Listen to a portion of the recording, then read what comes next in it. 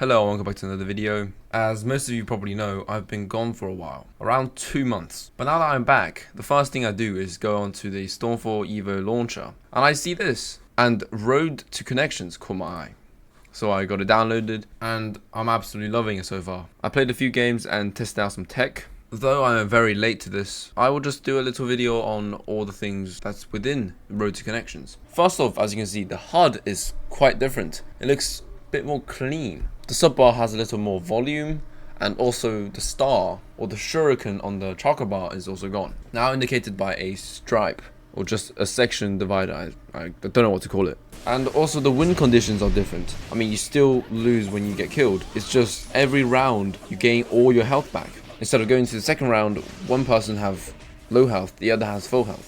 Now both players will have full health no matter what round they're in. So since we're beginning with HUD, let's just go over all the changes of the HUD and the displays information on the screen.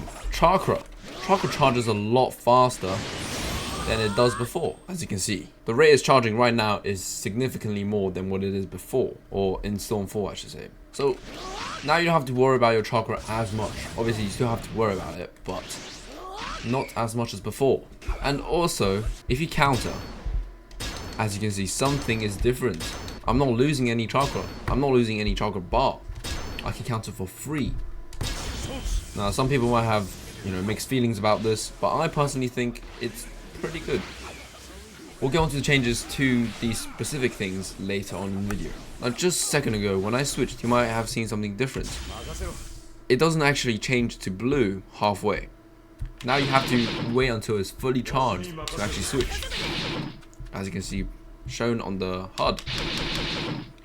Though it does charge a lot faster than before, making up for the fact that you can only switch after it's fully charged. This doesn't bother me too much at all. Now on the bottom corners, it might seem a little different to you. There are no numbers on the pills and the tags, and the guard break looks a bit, bigger, wider. Now that's because you have unlimited items now. When I use an item, for example, the attack up pill, it goes into cooldown, meaning you can use it again, and the cooldown is not long at all. Now while I'm saying this, it's already beginning to get ready for the next use. There you go, you can use it again. Now I think this is a great change, having cooldowns instead of limited numbers of items. I think this is also making up for the fact that you have a lot more health in connections than you do in Storm 4, since your health gets filled every round like a normal fighter game. So dealing more damage is kind of justified. And also you do have 2 health bars every round.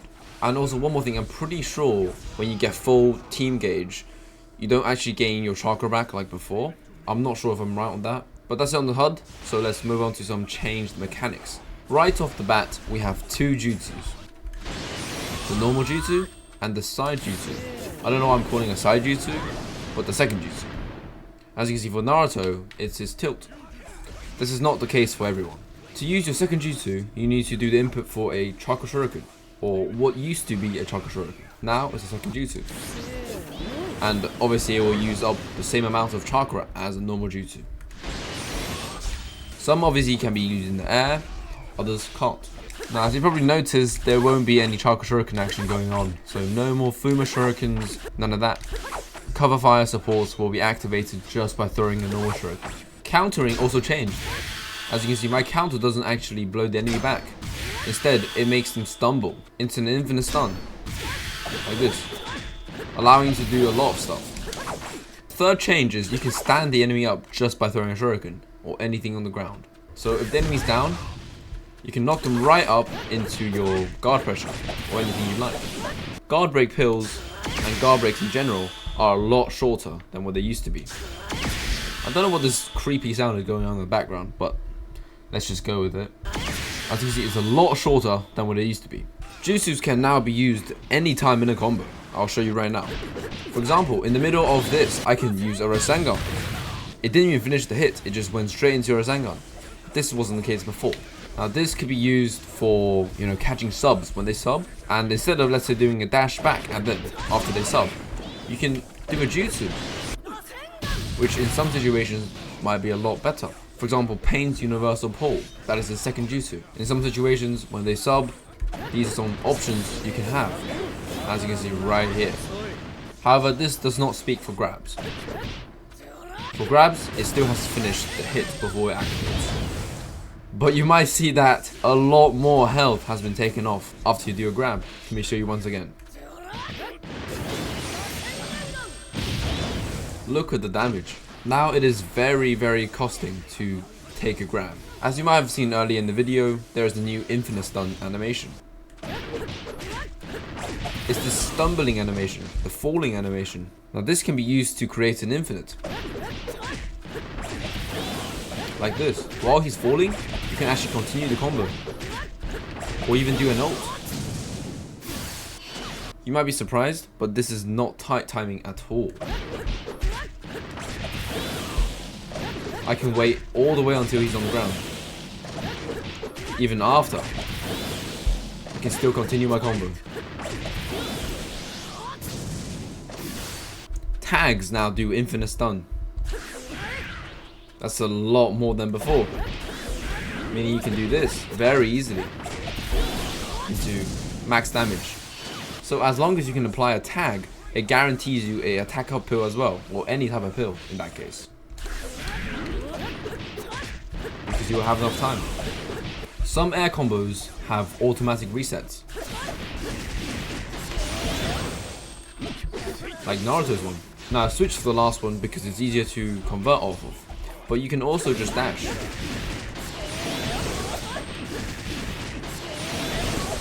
Some characters allow you to have a perfect ground conversion, like Maze. But some other characters, you may not be able to do it.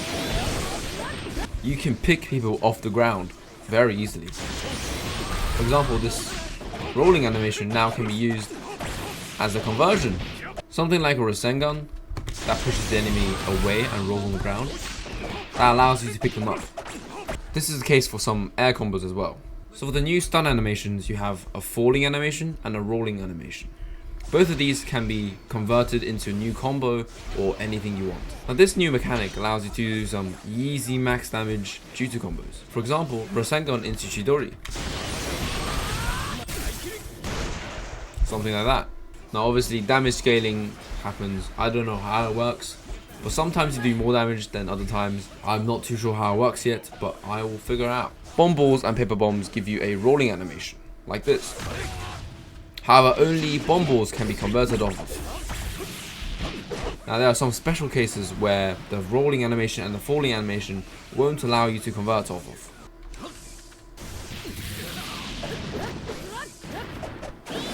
In that case, you can't convert into anything. So learn your characters. Something that might interest you is that a lot more characters have infinites, as I've been showing in this video. For example, Tail Beast Bomb Naruto has an infinite right here. Storm 3 Kakashi has an infinite right here, making Kakashi quite strong, as well as Tobirama.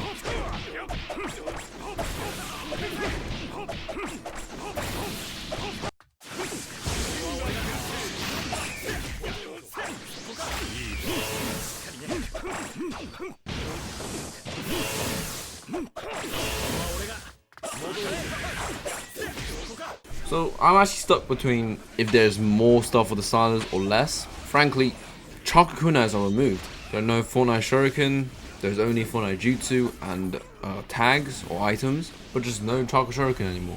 Now I was able to do the sequence you just saw because of Jutsu cancelling. Being able to cancel Jutsus in the middle of a combo, as you can see right here.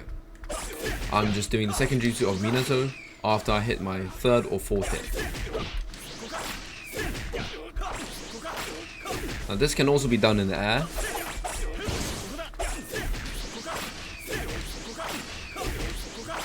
Now with Pain, I was doing a different type of juggling.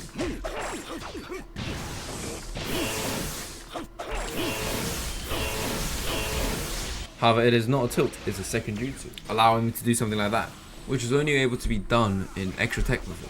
So I'll leave it up to the stylist to think what this has done, if it has increased opportunities or decreased it. Now obviously I'm only talking for Road to Connections Evolution here, not the actual Connection game. I've never played Connections. Therefore, Connections might be completely different, I have no idea.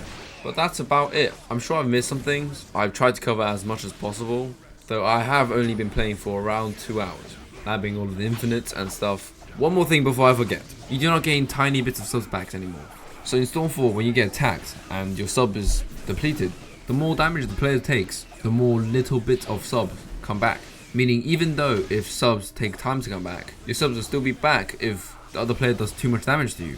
However, now in connections, well, road to connections, that's not the case. Allowing for max damage, like really max damage combos. You don't have to leave it till the last green bit. Do your combo within the amount of time given to you. Now, I assume this is making up for the fact that you have more health and that you gain everything back after the end of each round. But now that I'm actually finished, if I did miss anything, please let me know. But hopefully this video has helped you on some information on the evolution road to connections. I didn't actually see a video explaining tech, which is why I'm here.